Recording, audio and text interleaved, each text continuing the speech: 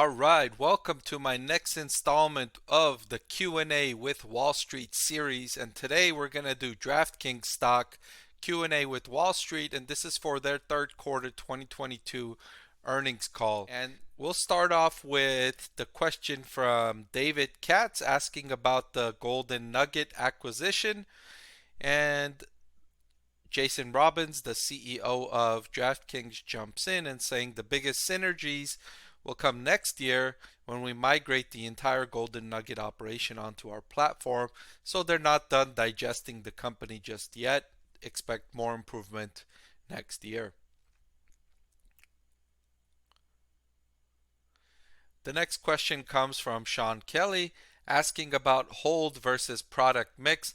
And what this alludes to is the amount of wagers that DraftKings wins and based on the product mix. And product mix is the type of wagers.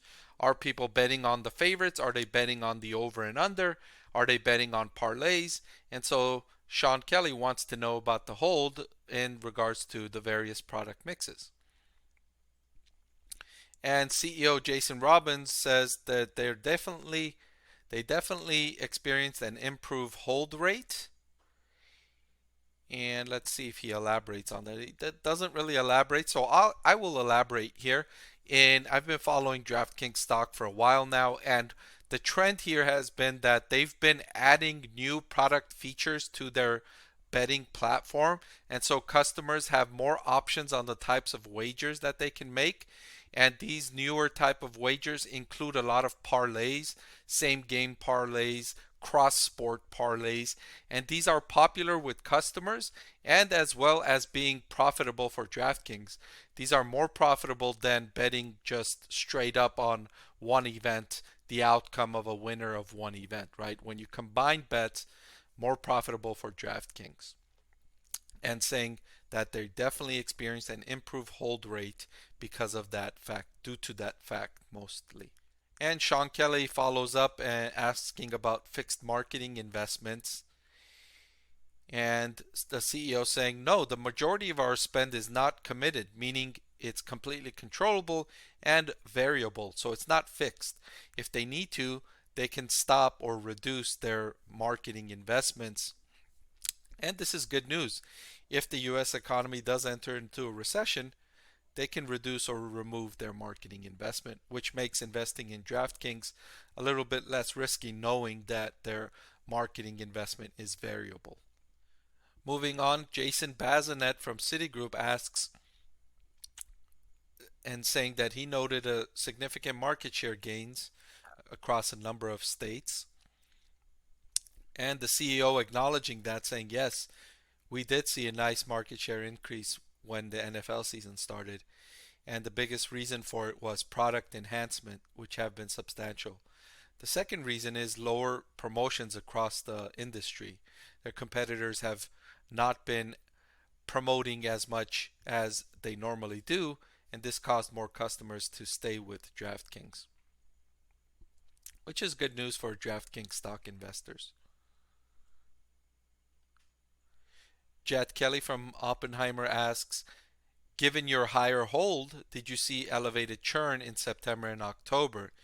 And what Jet wants to find out here is, since you, DraftKings, were winning more often, did that cause your customers to leave because they said, hey, we keep losing here, and so we're not going to be here much longer, or we keep losing, we ran out of money, and we're not going to deposit any more money, and we're not going to play at DraftKings anymore. That's what Jet Kelly wants to know, if that happened in September and October. And looks like this is the CEO, yeah, Jason Robbins responds saying it's hard to tell given the changes in the sports calendar year over year. It's a bit of a complex thing.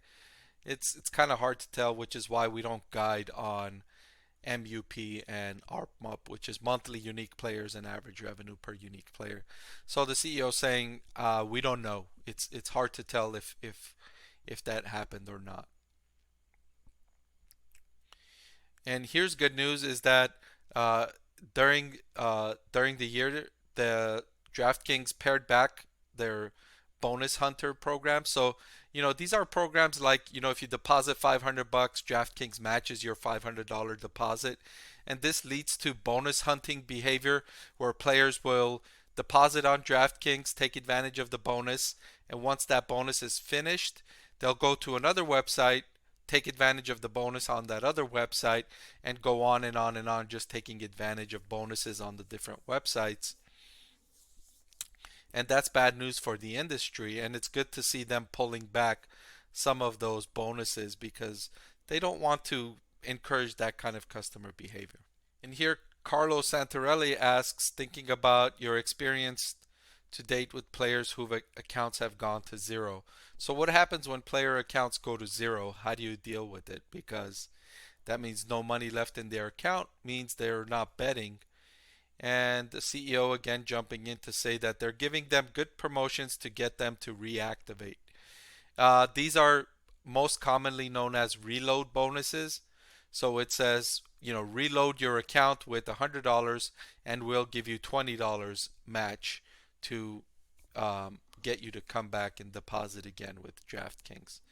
Again, it's a little bit discouraging to DraftKings stock investors that they need to continue giving folks bonuses in order to get them to put money onto their platform, because that doesn't really differentiate them from the competitors. Competitors can do the same thing and take your customers, and that just causes the bonus hunting behavior that they were talking about earlier. And let's finish here with this final question from Michael Graham, asking about two questions: the national advertising mix and concerns about how DraftKings business will fare in the event of a US recession potential next year. And the CEO jumps in and talking about that they said they were going to have efficiencies when they get to 35% of the population having online sports betting, and they're getting there with now they have 37% population. So they're starting to see some small impacts, and they showed evidence of that with the 10% growth in customer acquisition costs. And then Michael follows up, pressing on the recession question, and the CEO says, so we're prepared for that, and right now they're not seeing any signs. They're managing to the environment that they're seeing, but they're prepared to shift pretty quickly. And I guess that alludes to the fact that most of their sales and marketing spend is variable, and sales and marketing spend is a major expense for DraftKings. It's one of the biggest line items, if not the biggest line item of their expenses, if I'm not mistaken.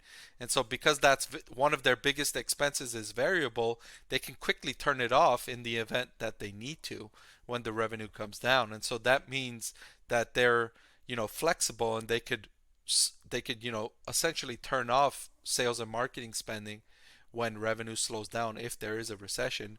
But for now, they're not seeing it, and so that's good news for DraftKings stock investors. Okay, so that's all I've got for this installment of the Q&A on Wall Street featuring DraftKings stock. If you've liked this video, please go ahead and hit the like and subscribe button. It'll help me make more videos like this one. Thank you for watching, and I'll see you next time. I want to thank the Motley Fool for sponsoring this video. The Motley Fool is a company that provides investing insight and stock recommendations for all investors of all skill sets and risk levels. So I'm proud to partner with the Motley Fool to bring you 10 stock picks from their popular product, Stock Advisor. Stock Advisor has beaten the market by more than 3 times. Go to fool.com/Parkev to get your 10 stock picks now.